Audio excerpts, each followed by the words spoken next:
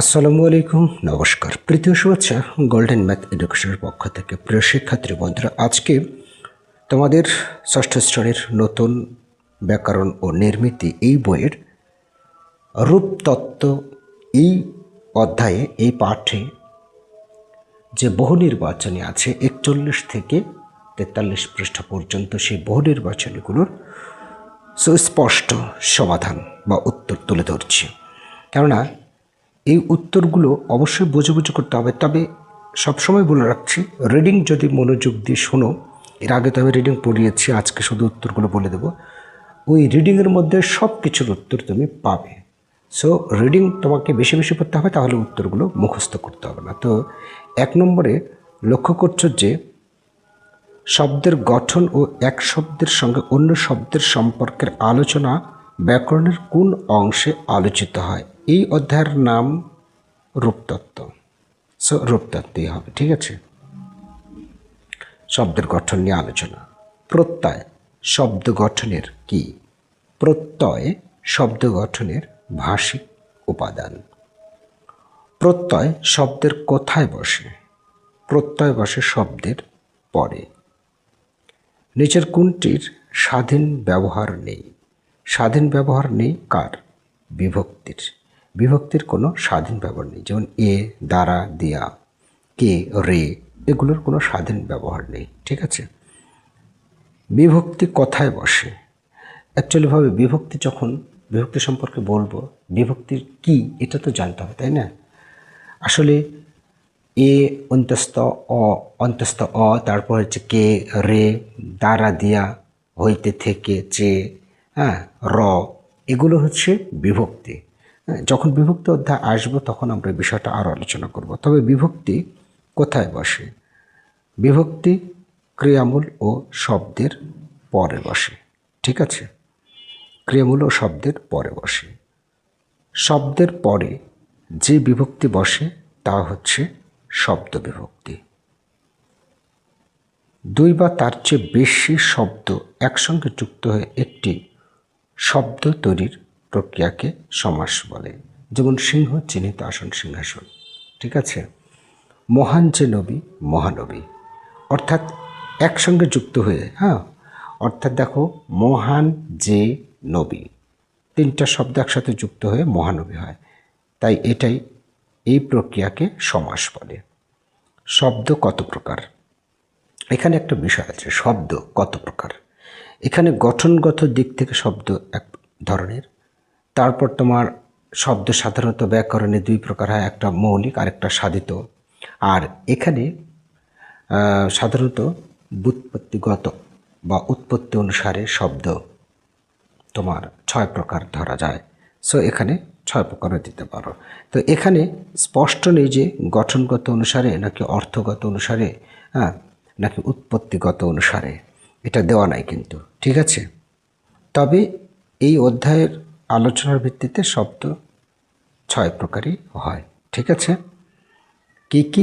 দেশি, বিদেশি, জানো তো, মনে আছে। তারপর তৎসম, অর্ধ তৎসম, তারপর তোমার মিশ্র, আরেকটা কি আছে, প্রথমটাই তোমার তদ্ভব, তৎসম, অর্ধ তৎসম, তদ্ভব, দেশি, বিদেশি, আরেকটা মিশ্র।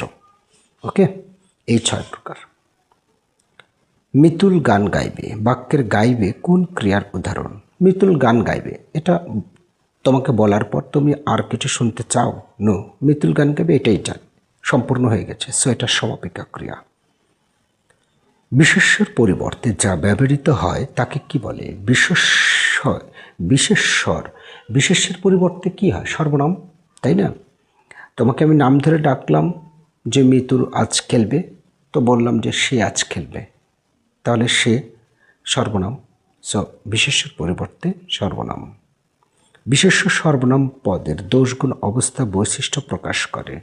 দোষগুণ অবস্থা কার বোঝায়? বিশেষণের। বাংলা ভাষায় বচন হলো সংখ্যার ধারণা।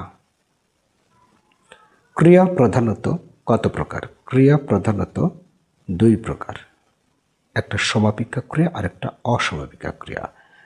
যে ক্রিয়ার বাক্যের বক্তার মনোভাবের পূর্ণতা বা পরিসমাপ্তি প্রকাশ করে। পরিসমাপ্তি হয়ে গেলে সমাপিকা, আর অপূর্ণতা আর অসমাপ্তি হয়ে গেলে অসমাপিকা। ঠিক আছে। তারপর বিশেষ্য শব্দের শেষে কি যোগ করে বিশেষণ শব্দ গঠন করা হয়? এখানে কি যোগ করে বিশেষ্য শব্দের সাথে কি যোগ করা হয়? বিশেষ্য শব্দের সাথে প্রত্যয় যোগ করা হয়। এগুলো কিন্তু একবারে প্রত্যেকটাই রিডিংয়ের মধ্যে তোমরা পাবে, দেওয়া আছে হুবহু। এই জন্য রিডিংটা ভালো করে পড়বে, কেননা সেখান থেকে রিডিংয়ের ভিতর থেকে আরও দুই একটি বহু নির্বাচনী তোমাদের আসতে পারে।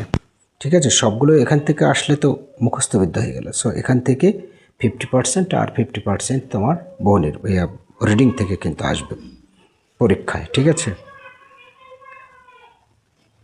কোন শব্দ দ্বারা নারী ও পুরুষ উভয়কে বোঝায়?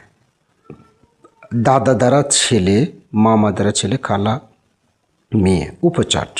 ঠিক আছে, উপচার্য মেয়েও হতে পারে, ছেলেও হতে পারে।